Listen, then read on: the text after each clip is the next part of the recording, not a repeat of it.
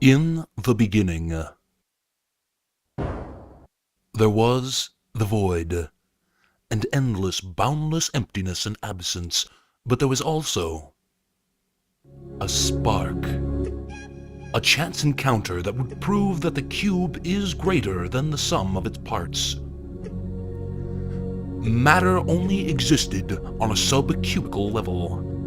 Over time, these floating cubes coalesced, forming into the Mighty Way, a vast, loose organization of blocks spiraling across the cosmos. In the first generation, stars and nebula were formed, a sort of cosmic egg. They contained all the raw materials needed for the development of life. Several of these celestial eggs hatched in the form of ubernova, distributing matter with rail-like speed to the distant corners of the galaxy.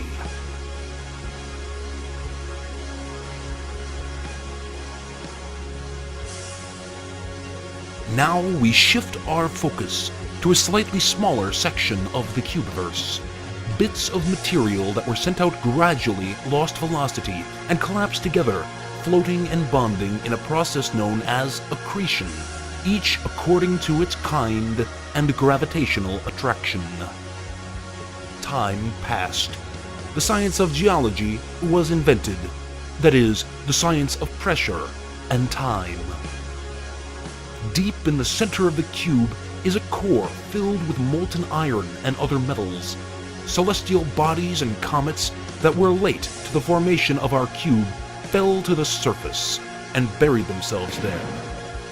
This and the iron catastrophe is responsible for the magnetic field that directs our compasses, drives out solar wind, and maintains our atmosphere.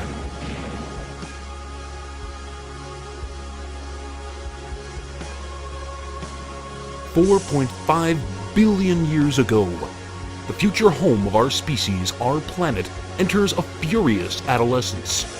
The face of our planet erupts, and a magma ocean covers nearly the whole of the cube. Through a process of cooling, reheating, and the multiple impacts of ice-laden asteroids, oceans of water eventually took their place.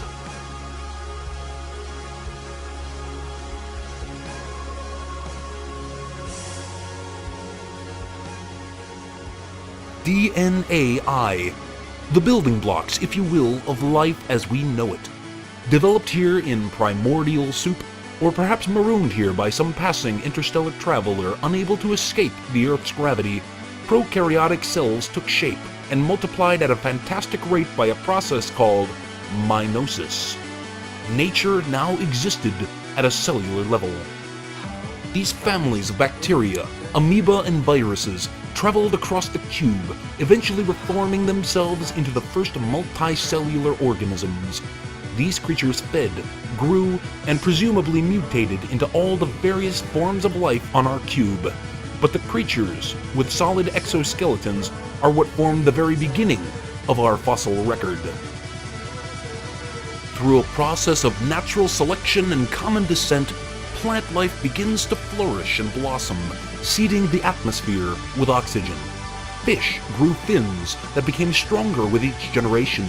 We believe these fins may have extended themselves into crude legs capable of supporting weight. The transition from water to land did not occur overnight.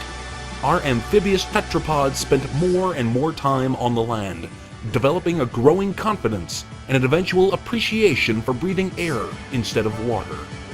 With each new generation, bits of unfinished code would mingle together, creating new and unexpected traits in the offspring. One line of children did away with webbed feet and became chickens, while another line kept them and became ducks. The Cambrian explosion is responsible for the wide variety of life at that time, but we're still uncertain as to what caused this blast of fertility. The animal and plant life came into an unstable balance. More and more young were brought into the world. These would develop into today's 28 known mobs, with more being coded every day. But reptilian creatures soon established dominance, a dominance that would ultimately prove short-lived.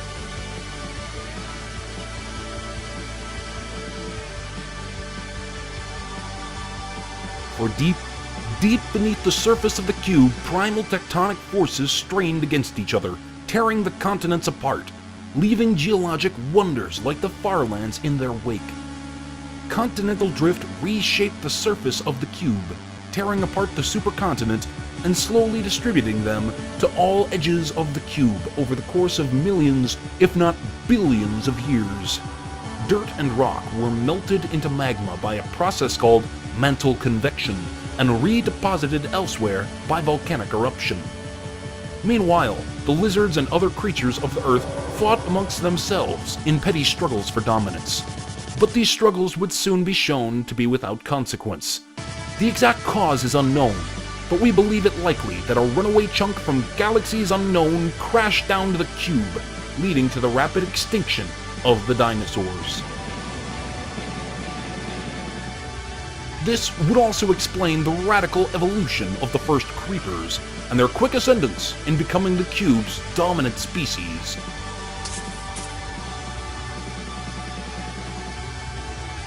Time traveled on, and the cube started to look much as it does today. The moon travels in regular orbit, and the stars shine down quietly on the surface of the cube. Trees grow in calm splendor across the valley. Sheep and cattle roam free, grazing as required. Pigs root for food in the forest and may have been the first creatures to walk upright in two-legged posture. Modern anthropology speculates that the porky fossil fragment may be the final link needed in confirmation of this theory. Regardless of his origin, man has expanded his domain to every corner of the cube. In this tribal, multiplayer mentality, humanity developed culture and grouped itself into ever larger villages. They built huts with tools and maintained their own food supply with agriculture. They hid themselves away in strongholds to fend off wild bandits and griefers. They built networks of redstone to send power to even the darkest corners of the cube. And after sufficient mastery of construction had been attained, their strongholds then towered up into the sky, forming the first true urban biome.